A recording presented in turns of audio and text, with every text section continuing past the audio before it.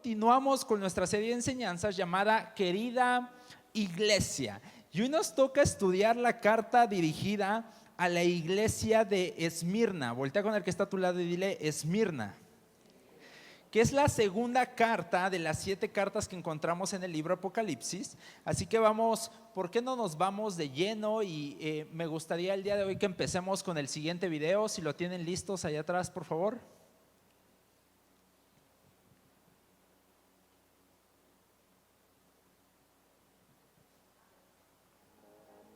Esmirna fue fundada en el año 3000 a.C.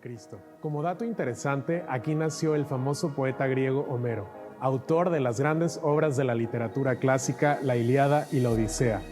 Este puerto del mar Egeo experimentó un importante desarrollo comercial y cultural similar al de Éfeso, y una gran comunidad judía se asentó en esta región. Los primeros cristianos de Esmirna fueron pastoreados por Policarpo, quien muy posiblemente fue discípulo directo del apóstol Juan. Policarpo y su congregación fueron grandemente perseguidos por el Imperio Romano, y finalmente Policarpo, tras haberse rehusado a negar el nombre de Jesús, fue condenado a la hoguera, en donde murió como mártir por causa del Evangelio. La ciudad en donde se encontraba la iglesia de Esmirna sigue conservando su mismo nombre y actualmente es la tercera ciudad más grande de toda Turquía, solo después de Estambul y Ankara. Esta ciudad de 4 millones de habitantes tan solo cuenta con 14 congregaciones cristianas, lo cual es muy poco para el gran tamaño que tiene. Esmirna es considerada en Turquía la ciudad infiel, ya que un gran número de la población ha rehusado abrazar el Islam y ha buscado una cultura más occidental y humanista.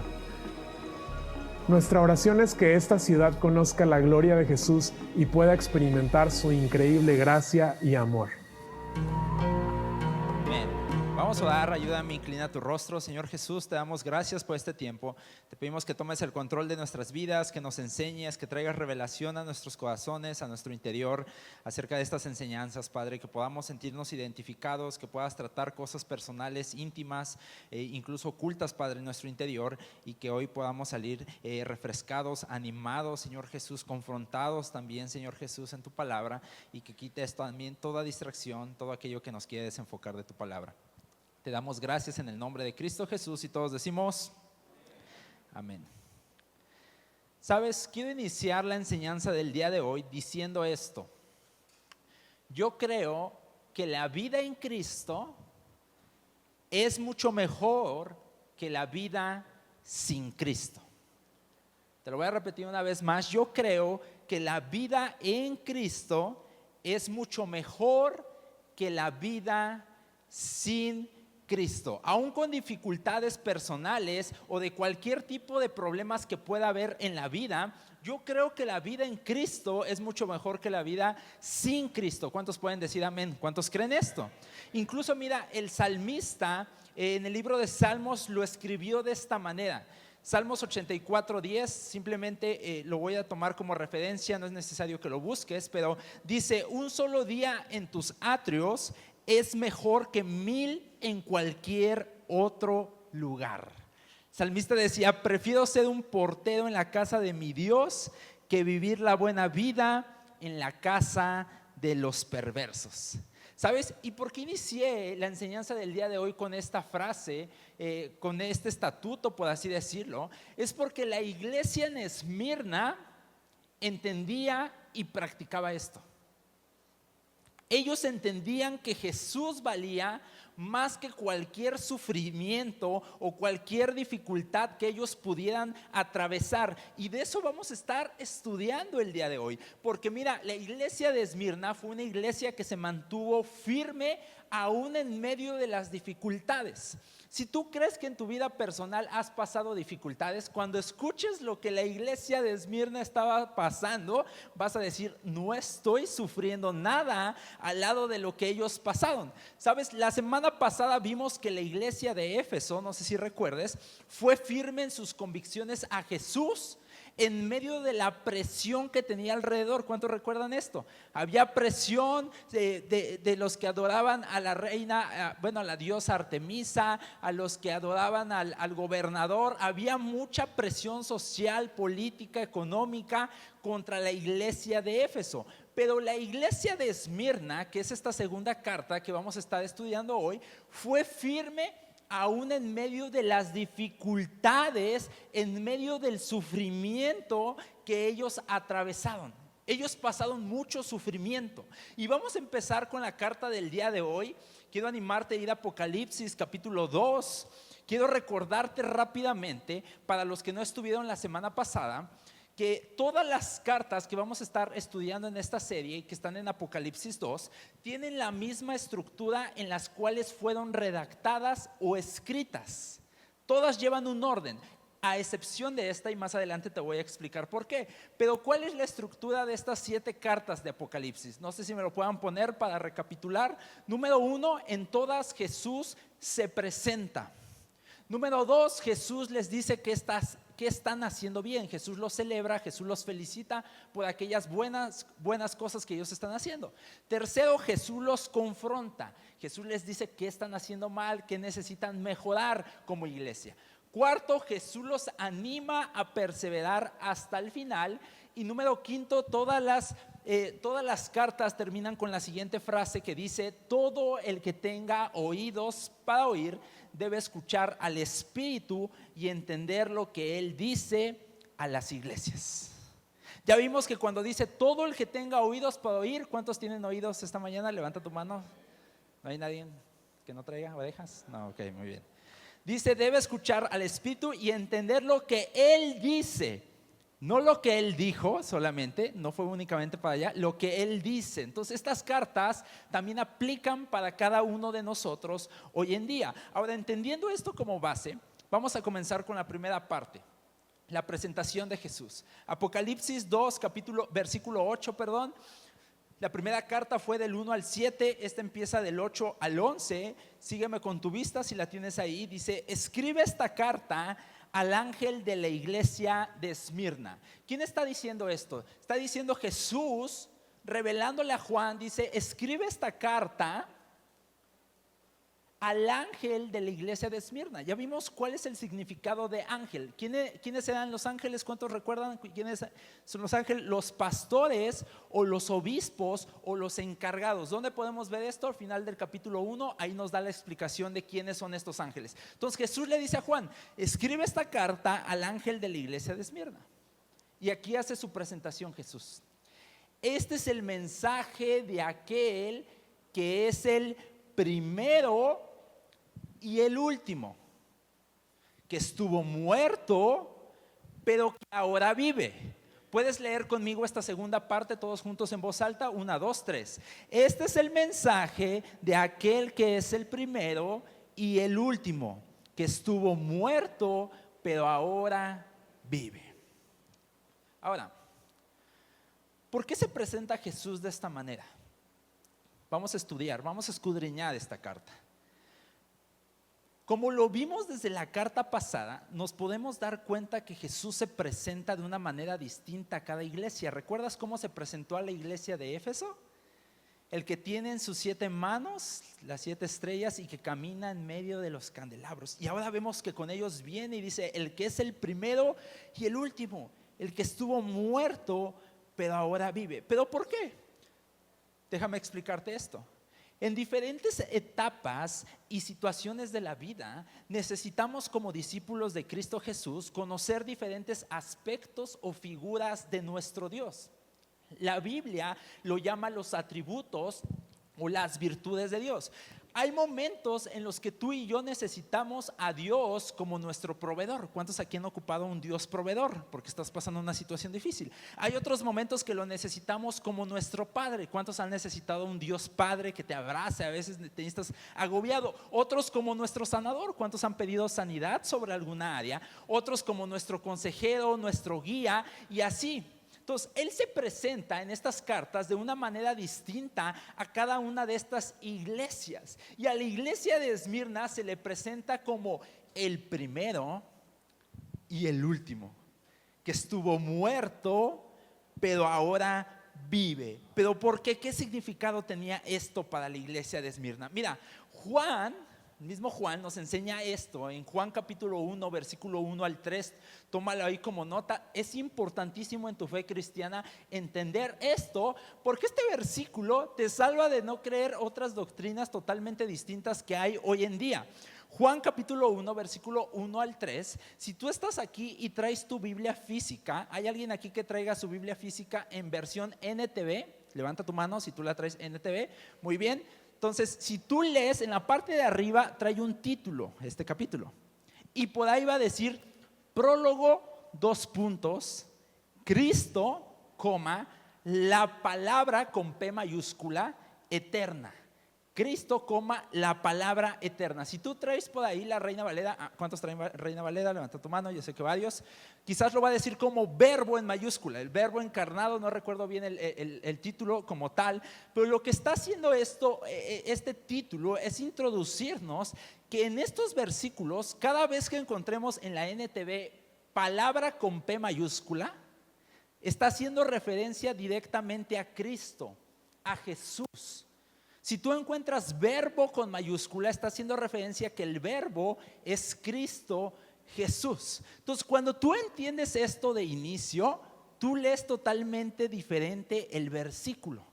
Tiene totalmente otro significado, porque si tú empiezas a leer, acompáñame a leer, dice, en el principio la palabra ya existía. Entonces, si la palabra es Cristo, pudiera leerse como en el principio Cristo ya existía. Correcto. Y te lo sigo leyendo, dice, la palabra, está haciendo referencia a palabra P mayúscula, estaba con Dios y la palabra era Dios. Versículo 2, el que es la palabra existía en el principio con Dios.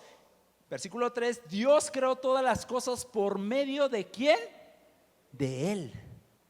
Está haciendo referencia a Cristo. Y nada fue creado sin ¿quién? Sin Él. Ahora, quiero que entendamos esto que es bien importante. Jesús no fue creado por Dios. Jesús es Dios. ¿Sabes? Actualmente hay doctrinas que los unicitarios, hay un montón de doctrinas, no me quiero meter en eso, que creen, incluso por ejemplo los testigos de Jehová, que creen que Jesús fue una creación de Dios, que Él es un simple profeta, que es un simple apóstol, que simplemente fue enviado por Dios, pero no lo consideran Dios. Entonces es importante creer que Jesús no fue creado por Dios. Jesús es Dios, Jesús es la segunda persona de la Trinidad. La Trinidad es un tema a veces complejo de explicar, pero la Trinidad son las 3 representaciones de Dios: Dios Padre, Dios Hijo y el Espíritu Santo. La Trinidad son seres individuales con misiones diferentes, con tareas diferentes, pero son uno en propósito. Son 3 representaciones de Dios, pero una misma persona que es Dios. Entonces aquí nos dice, la palabra estaba con Dios y la palabra era Dios. Entonces en esta carta a la iglesia de Esmirna, lo que está diciendo Jesús es, yo soy el primero y el último. Antes de todo, yo ya estaba. Es más, existimos porque a través de Él fuimos creados, iglesia. Por eso dice, yo soy el primero, pero también nos está diciendo aquí a la iglesia de Esmirna, pero también soy el último. Lo que nos está tratando de llevar con esto Jesús al presentarse de esta manera es, yo estuve al inicio de todo, pero también estoy al final de todo. En otras palabras, yo soy el inicio, pero la muerte no es el final. Yo soy el final, yo estoy después del final. Jesús nos está diciendo, estuve antes que todo y estaré después de todo. De hecho, Mateo 24:35 nos dice esto: el cielo y la tierra desaparecerán. Está diciendo Jesús mismo, pero mis palabras no desaparecerán jamás. Pero ¿por qué les dice esto Jesús? Déjame te explico un poco. La palabra Esmirna proviene de la palabra griega mirra. ¿Cuántos aquí saben qué es el mirra? Ya lo hemos estudiado en otras predicaciones. La mirra es una fragancia que en esos tiempos, aparte de ser fragancia, aparte de ser usada medicinalmente, aparte de ser usada en belleza, también era usada para embalsamar muertos. La mirra la vemos en varias partes de la Biblia. Por ejemplo, cuando los Reyes Magos fueron a darles regalos al recién nacido Jesús, la Biblia nos enseña que entre esos regalos iba mirra. Y la mirra era muy usada para embalsamar muertos. Entonces la mirra para ellos representaba el final de la existencia. Incluso como dato, Esmirna era la ciudad con el derecho exclusivo de importación y exportación de mirra en todo el mundo. Esta ciudad le vendía toneladas y toneladas de mirra, principalmente a Egipto, para embalsamar a sus muertos. ¿Cuántos han visto Las Momias? Una película y todo eso, cómo embalsaman a sus muertos. Porque todos sabemos que Egipto tiene una cultura muy arraigada de embalsamar a sus faraones, a sus altos dignatarios, y que fue algo que incluso se popularizó hasta llegar a todas las capas de la sociedad de Egipto. Entonces, Esmirna sabía lo que la mirra significaba, lo que su nombre significaba.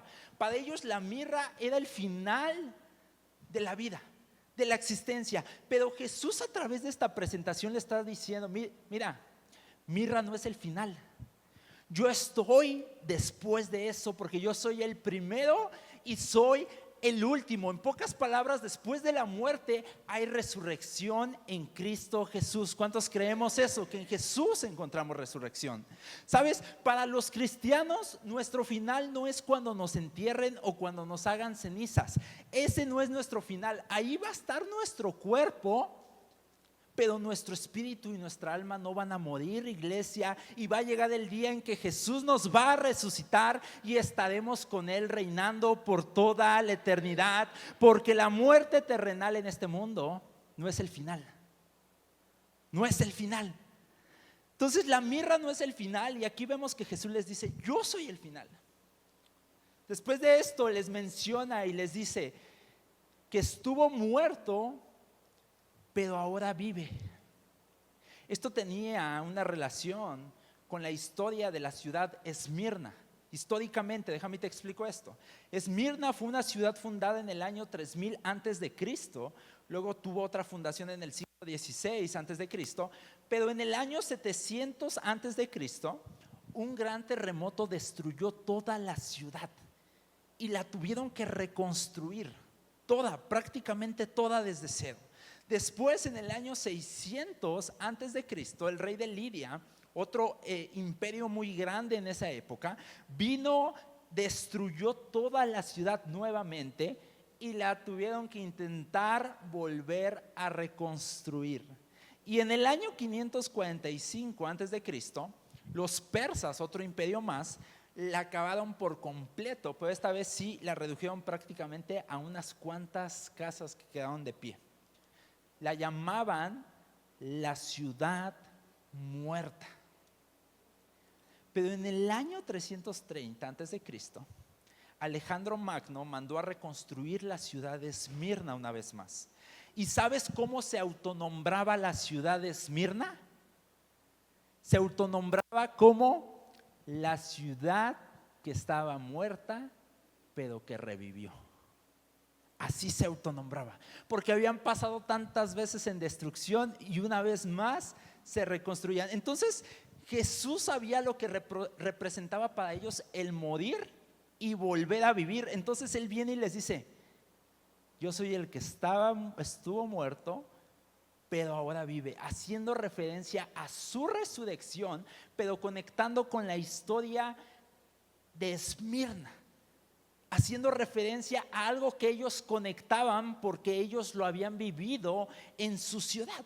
Entonces es impresionante que Él llegue y dice: soy el primero, tuve antes que todo, soy el último, yo estoy después de la muerte. Y luego el que estuvo muerto, pero que ahora vive, conectando con la ciudad de Esmirna. Y después de esto, en el versículo 9, continúa esta carta. Esta fue la presentación de Jesús. Así se introduce a la iglesia de Esmirna. Pero en el capítulo 9 les empieza a decir lo que están haciendo bien. Y les dice: yo sé de tu sufrimiento y tu pobreza, pero tú eres rico. Conozco la blasfemia de los que se te oponen. Dicen ser judíos, pero no lo son, porque su sinagoga le pertenece a Satanás. Entonces, la primera sección es la presentación de Jesús. La segunda sección de la carta que acabamos de leer es el ánimo, donde les menciona lo que están haciendo bien y les dice: yo sé que están sufriendo por mí. ¿Sabes? Había 3 tipos de sufrimientos que estaban atravesando los cristianos en Esmirna, y de los cuales te quiero hablar un poquito más porque hay mucho que podemos aprender de ellos. 3 tipos de sufrimientos que estaba atravesando la iglesia de Esmirna. Número 1, estaban atravesando el sufrimiento de pobreza. Voltea con el que está a tu lado y dile: sufrimiento de pobreza. Versículo 9 dice la carta: yo sé de tu sufrimiento y tu pobreza. Ahora, cuando alguien está pasando una mala temporada económicamente hablando, ¿qué solemos decirle? Ten fe, Dios va a proveer. Ánimo, Dios va a proveer. Y si no, quizás le podemos decir: sigue echándole ganas, vas a salir de esta situación. Échale ganas, trabaja. Porque creemos, y es parcialmente cierto, que cuando estamos pasando una situación difícil económicamente, o te falta fe para creer que Dios es tu proveedor, o te faltan ganas para echarle en el trabajo. Entonces pensamos y decimos: te hace falta fe. Podemos decir: no estás quizás honrando a Dios con tus bienes como es, o quizás no estás administrando bien, o quizás no estás trabajando duro, te hacen falta más ganas, o puede ser que te hacen falta las dos, que ni tienes fe en que Dios te provea, pero tampoco le quieres echar ganas al trabajo. Entonces necesitamos entender eso, porque mira, en Esmirna los cristianos sí honraban a Dios y sí tenían esas ganas de echarles al trabajo. Aparte, Esmirna no era una ciudad pobre, era el puerto más importante y cercano a Europa. Entonces ellos no eran pobres porque vivían en una ciudad pobre. Más bien en Esmirna, si eras pobre, era una de dos: porque no querías trabajar o porque no te dejaban hacer negocios. Y a los cristianos en Esmirna no los dejaban hacer negocios, porque cuando se convertían en su fe en Cristo, ellos ya no hacían contratos chuecos, ya no mentían, ya no iban a lugares malos, a bares, a prostíbulos, a hacer negocios. Ya no se prestaban a este tipo de cosas. Mira, les platicaba en el primer servicio que hace tiempo en un podcast escuché el testimonio de un empresario mexicano. Tiene una de las empresas más importantes en México, y estaba contando su testimonio y me llamó la atención porque él mencionó que cuando se convirtió a Cristo, él decidió cambiar el rubro y el giro a lo cual se dedicaba su empresa. ¿Y por qué lo hizo de esta manera? Porque su vieja empresa que él tenía subsistía de contratos chuecos e ilegales que tenía con la política y con gobiernos en diferentes estados. Entonces, al convertirse en Cristo, dijo: yo ya no puedo seguir haciendo esto. Entonces decidió cortar contacto con todo ese tipo de negocios y cambió su empresa a un giro totalmente distinto al día de hoy, y cual le ha ido muy bien. Pero él decidió en su fe cristiana y en su convicción cristiana que él ya no podía seguir haciendo tratos chuecos, sino que tenía que tener una empresa que fuera totalmente legal, y gracias a Dios le sigue yendo muy bien. Y tiene una de las empresas más grandes a nivel nacional. Entonces lo que sucedió en Esmirna fue que los cristianos eran pobres no por falta de fe ni por falta de ganas de trabajar, sino precisamente porque amaban más a Jesús que a sus propios negocios. Entonces la gente en Esmirna los habían sacado de la jugada. Ya nadie quería hacer negocios con ellos, ya no les daban oportunidad, y estaban reducidos en pobreza porque ellos se querían dirigir correctamente en las cosas de Dios. Pero Jesús, me llama la atención que viene y en esta carta les dice, versículo 9: yo sé de tu sufrimiento y de tu pobreza. Pero me encanta porque les dice, pero tú eres rico. En otras palabras, son pobres, pero ricos. ¿Sabes? Jesús ve la pobreza muy diferente a como la vemos nosotros. O sea, no tenían cosas, no tenían bienes, no tenían posiciones, no tenían dinero, pero tenían a Cristo, iglesia. Tenían amor, tenían ánimo, tenían paz, tenían alegría y tenían a Cristo mismo que los enriquecía. Y quiero que anotes algo que quizás te va a dejar pensando. Un poco o mucho, no lo sé, pero quiero que lo puedas anotar y meditar personalmente ahí en tus tiempos de intimidad con Dios. En otra enseñanza te voy a explicar mejor lo que te estoy diciendo, lo que te voy a decir, pero ahorita mira, nada más te la voy a aventar y que Dios te ayude a revelarte qué es lo que esto. Yo nada más te la voy a dejar ahí al aire, ¿vale? Y es lo siguiente, va a estar en las pantallas.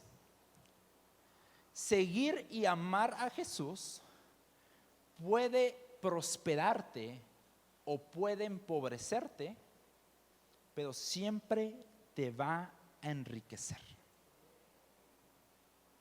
Seguir y amar a Jesús puede prosperarte o puede empobrecerte, pero siempre te va a enriquecer. ¿Sabes? A veces seguir a Jesús va a hacer que tu negocio se vaya por las nubes. A veces va a hacer que tus finanzas mermen. Pero siempre Jesucristo te va a enriquecer. Siempre va a enriquecer tu espíritu, tu alma, tu vida, tus relaciones, tus pensamientos, tus emociones. Siempre en medio de cualquier situación, sea riqueza o pobreza, Jesucristo es nuestra riqueza más grande que podemos tener, iglesia, en nuestras vidas. Entonces, número 1, la iglesia en Esmirna estaba pasando por sufrimiento de pobreza. Número 2, el siguiente sufrimiento que ellos estaban atravesando era sufrimiento de calumnia. Dice el versículo 9, lo estamos escudriñando. Conozco la blasfemia de los que se oponen. Dicen ser judíos, pero no lo son, porque su sinagoga le pertenece a Satanás. Jesús hablando fuerte. ¿Sabes? Ellos estaban pasando por opresión de calumnia, chisme, y era de los mismos judíos que vivían en Esmirna. Estaban atravesando mentiras que decían de ellos. ¿Sabes cuál era una de las mentiras que decían los judíos acerca de los cristianos? Decían que los cristianos eran caníbales, porque decían que los cristianos comían la cena del Señor y que hablaban del pan que era el cuerpo y creían que era un cuerpo físico y que el vino y la sangre, y decían, esos hombres son caníbales, nadie se acerque a los cristianos. Y eso decían los judíos de los cristianos.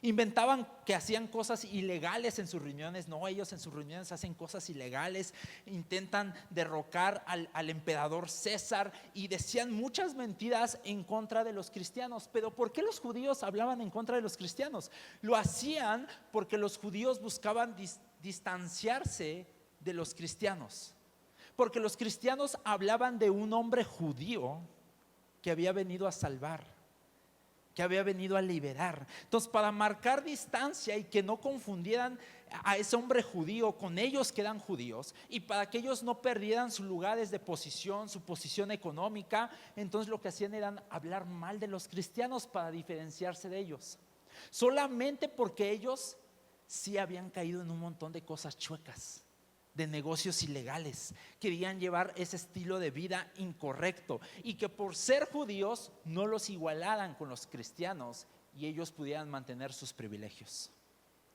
Número 1, sufrimiento de pobreza. Número 2, la iglesia en Esmirna estaba pasando por sufrimiento de calumnia. Y número 3, estaban pasando por sufrimiento de prisión y muerte. A los cristianos en Esmirna, por su fe en Jesús, los estaban metiendo a la cárcel y los estaban matando. ¿Sabes? Esta podría ser la parte de la carta en donde Jesús los confronta. Pero podemos ver que en esta carta de Esmirna, Jesús no los confronta ni los corrige, sino por el contrario, podemos ver que dentro de esta carta en específico, es como un ánimo de parte de Jesús a continuar firmes. Y yo digo, ¿por qué Jesús no los corrige? ¿Por qué Jesús no los confronta? Yo me imagino, pues después de tanto sufrimiento que ellos estaban pasando, pues ¿qué les iba a decir Jesús? Estaban pasando por pobreza, estaban pasando por calumnia, estaban pasando por prisión, estaban pasando por muerte, imagínate. Todavía llegaba Jesús y les dijera, estabas haciendo mal.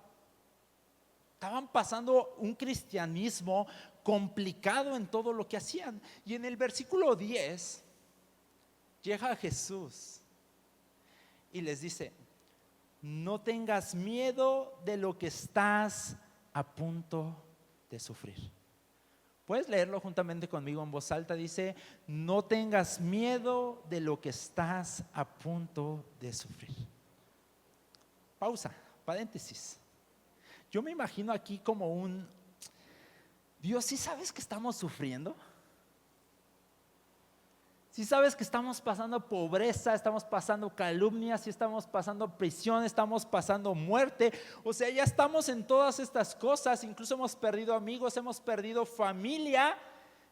Quizás como muchos de nosotros, de los que estamos aquí, lo hemos pasado, que por ser cristianos ya no nos hablan ciertas personas, ¿sí o no? Ya no nos invitan a ciertos festejos. Incluso familia está enojada con nosotros porque creemos algo distinto. ¿Sabes? Esto pasa en México todavía hoy en día. Y Jesús todavía les dice, después de todo lo que ellos estaban atravesando, no tengas miedo de lo que estás a punto de sufrir. O sea, todavía se puede más. Todavía más sufrimiento. Pero oye Luis, yo pensé que con Dios todo iba a ser bonito. Pensé que iba a parar de sufrir, como dicen por allá. No que todo iba a estar bien cuando fuera cristiano.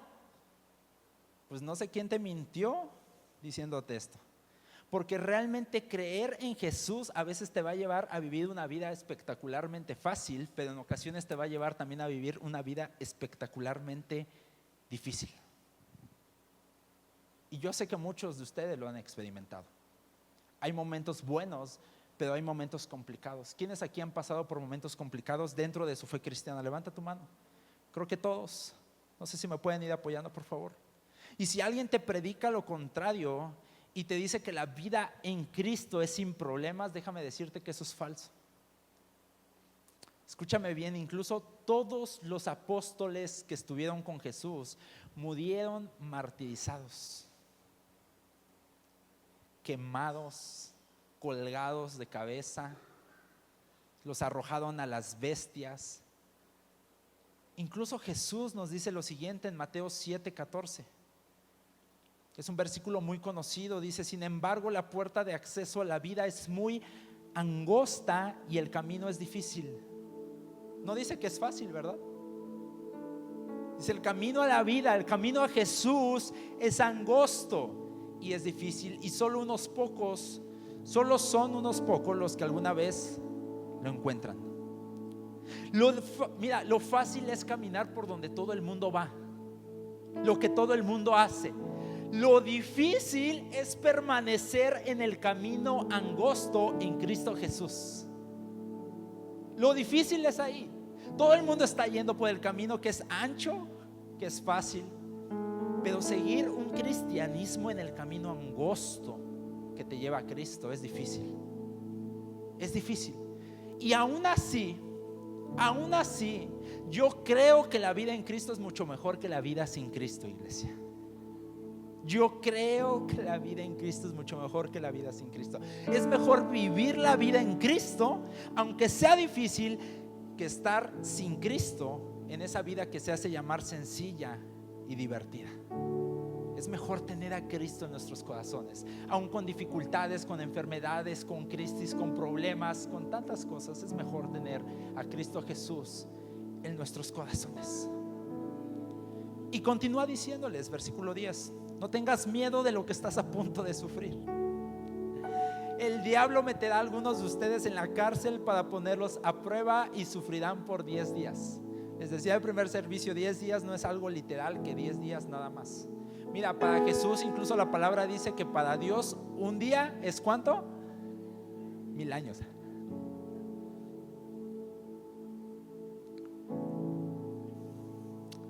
Pero si permaneces fiel,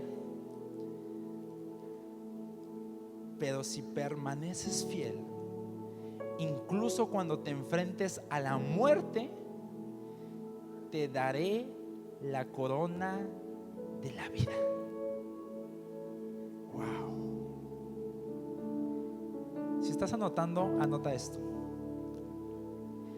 Fidelidad real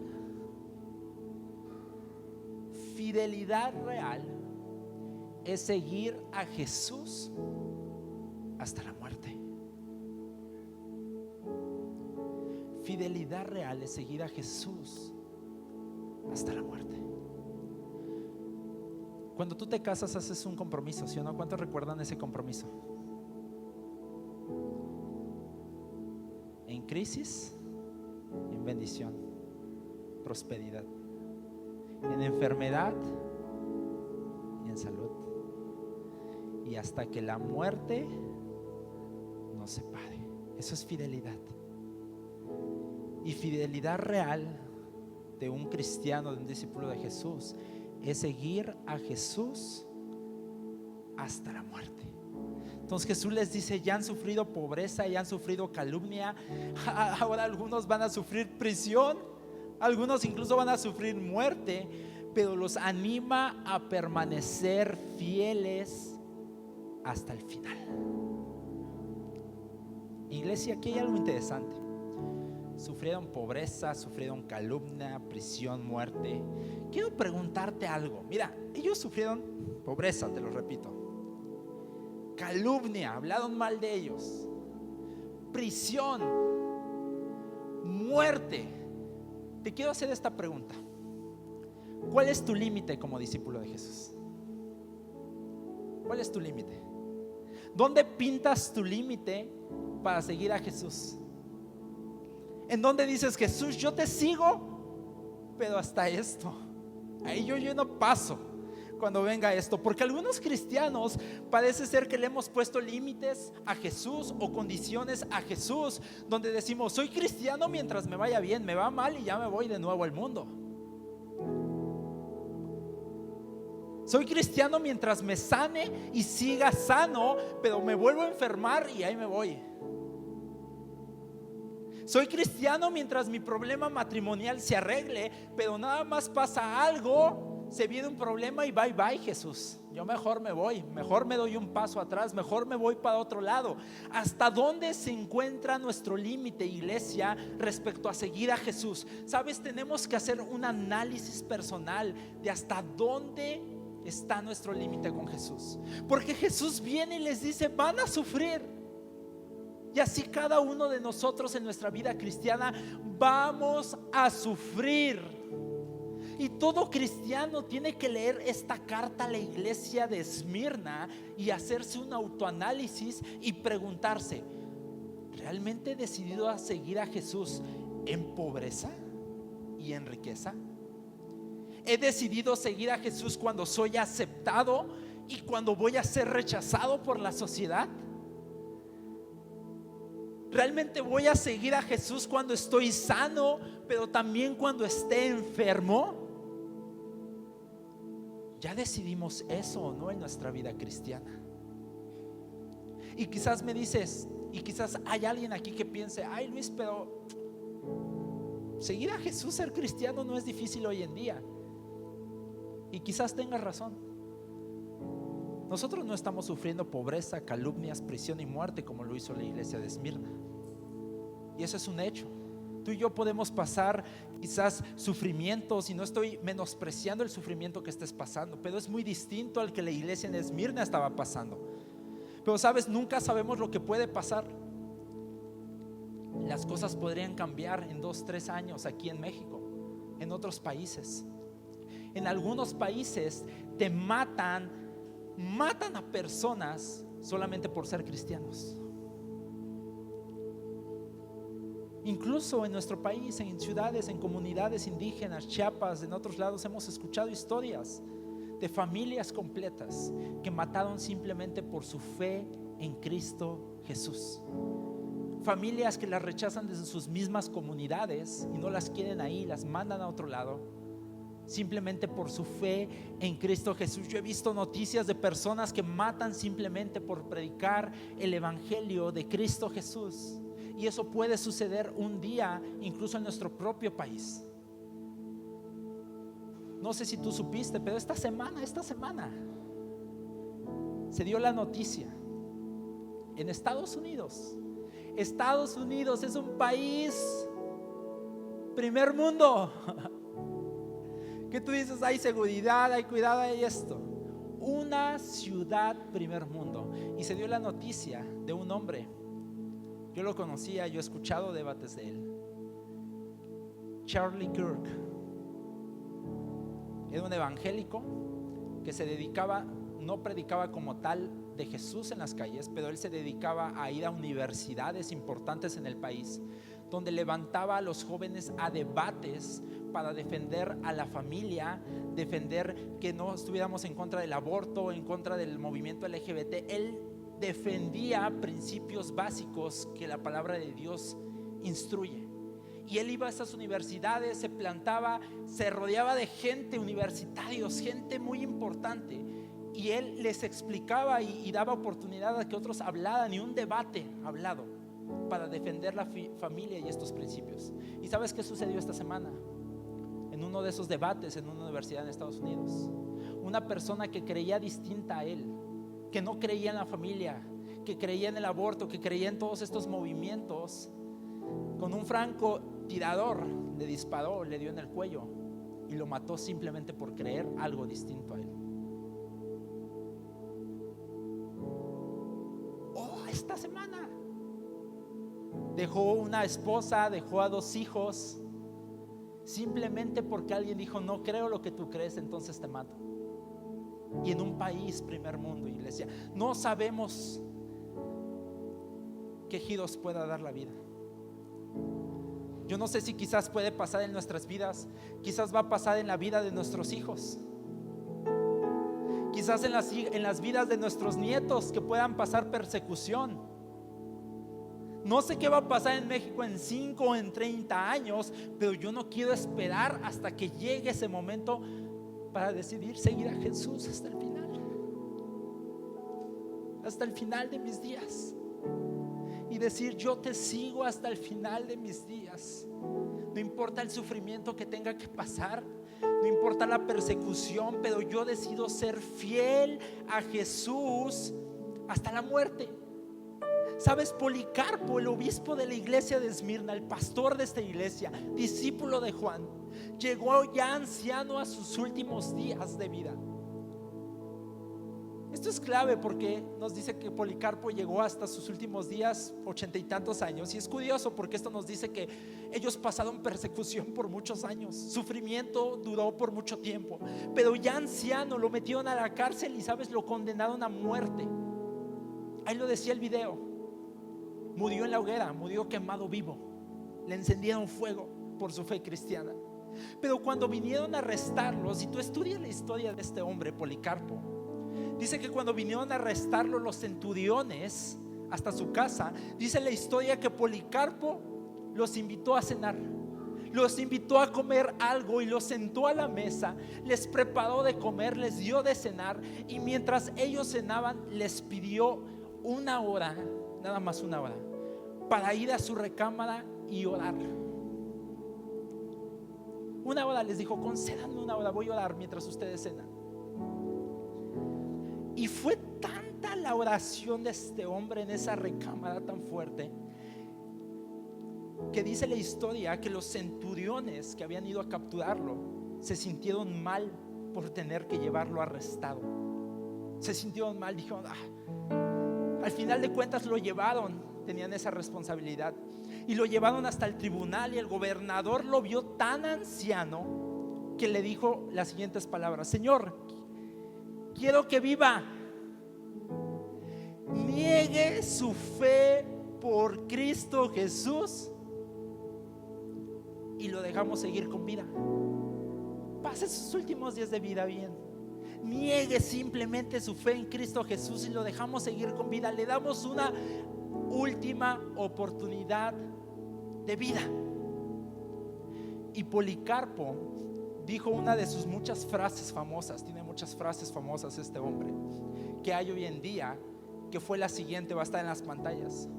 Él respondió de la siguiente manera: he servido a mi Señor Jesucristo durante 86 años y nunca me ha causado daño alguno Él mismo. ¿Cómo puedo negar a mi Rey que hasta el momento me ha guardado de todo mal? ¿Sabes qué me impresiona de esto? Que Policarpo también sufrió pobreza, sufrió calumnia, sufrió prisión, y aún así, los últimos días de su vida, él dijo: he servido a mi Señor durante 86 años y nunca me ha causado algún daño. Algunos traducimos dificultades y circunstancias difíciles en nuestras vidas como que Dios nos está haciendo daño, como que Dios está enojado con nosotros, y nunca lo vemos como una ofrenda de adoración a Dios. Y Policarpo dijo: ¿cómo puedo negar a mi Rey que hasta el momento me ha guardado de todo mal? ¿Sabes qué interesante es que el mundo musulmán conozcan a la ciudad de Esmirna como la ciudad infiel? Porque ha decidido ser fiel todavía a Jesús hasta hoy en día. Es la única ciudad de las 7 iglesias que encontramos en la Biblia en donde sigue habiendo comunidades cristianas que siguen todavía a Jesús hasta el día de hoy.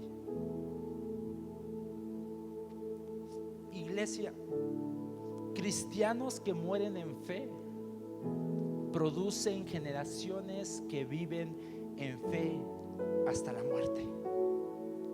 Cristianos que mueren en fe por seguir a Jesús producen generaciones que viven en fe. ¿Sabes? La fidelidad de la iglesia de Esmirna hasta la muerte, el que murieran todos estos hombres, produjo que incluso hoy en día, miles de años después, todavía haya generaciones de personas que siguen y viven fielmente a Jesús, aunque los demás los llamen la ciudad infiel.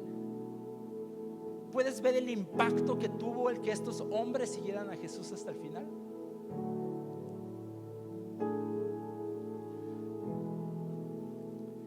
Escúchame esto, iglesia. Hasta que no decides vivir y morir por Cristo hasta la muerte, es hasta entonces que tu vida tiene un impacto en las generaciones que vienen detrás de ti. ¿Quieres tener un impacto en tus hijos, en los hijos de tus hijos y en los hijos de tus hijos de tus hijos? Decide realmente vivir y morir por Cristo hasta la muerte. A pesar de las situaciones que vengan, a pesar del dolor, del sufrimiento que venga, decide seguir a Jesús hasta el final. ¿Sabes? Mi deseo es morir en fe hasta el último día de mi vida, y que pueda dejar un legado a las generaciones que vienen detrás de mí. Jesús termina, como todas las cartas, con la recompensa que les da. Y la primera recompensa que menciona está en Apocalipsis 2:10. Al final dice: te daré la corona de la vida. ¿Sabes? El símbolo de Esmirna, si tú buscas la ciudad de Esmirna, su símbolo como ciudad es una corona. La corona tenía un papel muy importante dentro de la cultura romana en esa época. La usaba César, el emperador, los gobernantes, la élite de la ciudad. Era el reconocimiento incluso a los campeones por el deporte. No sé si tú sabías esto, pero el símbolo de las Olimpiadas son varios círculos, porque era representación a las coronas que les daban a los deportistas cuando ganaban en el deporte. Todo mundo que era ganador tenía una corona. Pero los cristianos en Esmirna no podían ganar ni en el deporte, ni en la economía, ni en la política, ni en nada, porque prácticamente no los dejaban participar en nada. Sabes, un cristiano en Esmirna nunca usaría una corona y siempre sería visto como un perdedor en la sociedad. Pero me encanta porque Jesús viene y les dice: si estás dispuesto a vivir bajo los ojos de la gente que piensa que eres un perdedor, pero eres fiel a mí hasta la muerte, cuando yo te vea, yo personalmente te voy a dar una corona. Esmirna, la iglesia pobre pero rica. Esmirna, la iglesia sufrida pero vencedora. ¿Puedes ver esa imagen de Jesús viniendo y poniendo una corona? ¿Y para qué quiere coronas en el cielo? ¿O para qué queremos coronas en el cielo?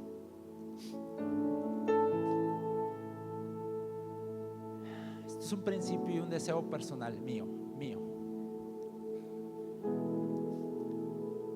Pero yo en todo lo que hago por las cosas de Dios me esfuerzo, me dedico, y todo eso lo hago simplemente porque a mí, yo Luis, me gustaría recibir muchas coronas de parte de Dios cuando llegue allá. Y no quiero recibir muchas coronas simplemente para vanagloriarme y decir: ay, wow, recibí muchas coronas, hice muchas cosas. No, lo quiero hacer porque la palabra de Dios enseña que cuando recibamos esas coronas, dice ahí, nos vamos a postrar ante Él y vamos a decir: no somos dignos de estas cosas, de estos premios. Y dice que las vamos a arrojar a los pies de Jesús y diciéndole: solamente tú eres digno, solamente tú te mereces toda la gloria y toda la honra. Y mi deseo personal es que si un día gano muchas coronas en el cielo, pueda ser simplemente porque quiero entregarle demasiadas coronas en adoración a Cristo Jesús y decirle: solamente tú eres Rey de reyes, Señor de señores. Y aquí está todo lo que hice, todo mi esfuerzo, mi dedicación es solamente para ti y solo para ti, Señor Jesús. Hay una corona que nos espera en el cielo, iglesia. El canto que cantamos en el tiempo de alabanza dice: Él volverá, Él va a volver y Él traerá en sus manos su recompensa para cada uno de nosotros. Vale la pena seguir a Jesús hasta el final, iglesia. Vale la pena el esfuerzo. Dice ese canto: vale la pena perderlo todo por amor y con alegría, simplemente para tenerlo a Él en nuestros corazones. Apocalipsis 12:11, con esto concluyo. Todo el que tenga oídos para oír debe escuchar al Espíritu y entender lo que Él dice a las iglesias. Los que salgan vencedores no sufrirán daño de la segunda muerte. Esta es una alerta de Dios y quiero hablarlo porque es importante predicar esto como iglesia hoy en día. Escúchame bien, iglesia, y jóvenes, pónganme atención a esto. Y si hay alguien quizás aquí que tiene temor a la muerte, o le has tenido pánico a ese momento donde quizás vayas a morir, necesitas escucharme. No le tengas miedo a esta muerte terrenal. Tenle miedo a la segunda muerte que habla la palabra de Dios. La primera muerte solo acaba con tu cuerpo. La segunda muerte acaba con tu alma. Y la segunda muerte es un lago de fuego eterno, sufrimiento, que fue diseñado para Satanás y sus ángeles, no para nosotros. Hay gente que cree que el infierno fue hecho para la mala gente. No, el infierno fue hecho para Satanás y sus demonios. Nosotros fuimos creados para el cielo, fuimos creados para la eternidad, para estar con Jesús. Pero cuando rechazamos a Jesús en nuestras vidas, rechazamos la eternidad con Él. Y esa es la segunda muerte de la cual habla aquí la palabra de Dios. Rechazar a Jesús. Y Jesús, mira, les está dando una vuelta de 300 grados a su carta, donde empezó diciendo: yo soy el primero y el último. Entonces cada uno de nosotros decidimos qué final queremos al final de nuestros días, porque todos vamos a morir, es un hecho. Nadie puede decidir o escoger eso, pero hay un segundo final después de la muerte, y ese cada uno de nosotros lo vamos a elegir, iglesia. Vamos a elegir el final con Cristo resucitado en esa hermosa ciudad donde no habrá llanto, donde no habrá enfermedad, donde no habrá crisis ni dolor, reinando con Él para siempre. O vamos a elegir la segunda muerte. No sé tú, pero yo elijo a Cristo. Yo elijo a Cristo. Yo elijo a Cristo. Y que Dios me ayude a mí, que Dios me ayude a mi familia, que Dios ayude a mis hijos si en algún momento los tengo, a mis nietos si en algún día los tengo, que Dios ayude a mis amigos, que Dios ayude a esta iglesia, a esta hermosa iglesia, que Dios ayude a cada familia de este lugar, a todos los que están oyendo mi voz en este momento, a poder ser fieles hasta la muerte. Venga lo que venga, que encuentren en este lugar, en esta iglesia, un lugar de discípulos fieles a Jesús hasta la muerte, iglesia. Que encuentren aliento de vida, una iglesia llena de discípulos fieles hasta la muerte. ¿Saben? Les decía en el primer servicio, y con esto cierro, yo no sé si en el cielo nos vamos a distinguir, nos vamos a reconocer. La palabra de Dios no aclara eso. Pero si nos logramos distinguir y encontrar, yo espero que todos estemos ahí. Yo espero ver a todos ahí, y que podamos estar contentos, alegres, celebrando las bodas del Cordero, comiendo, celebrando, estando con Dios y estando en ese momento único en la presencia de nuestro Señor Jesucristo, iglesia. Espero en verdad que estemos ahí. ¿Por qué no nos ponemos de pie?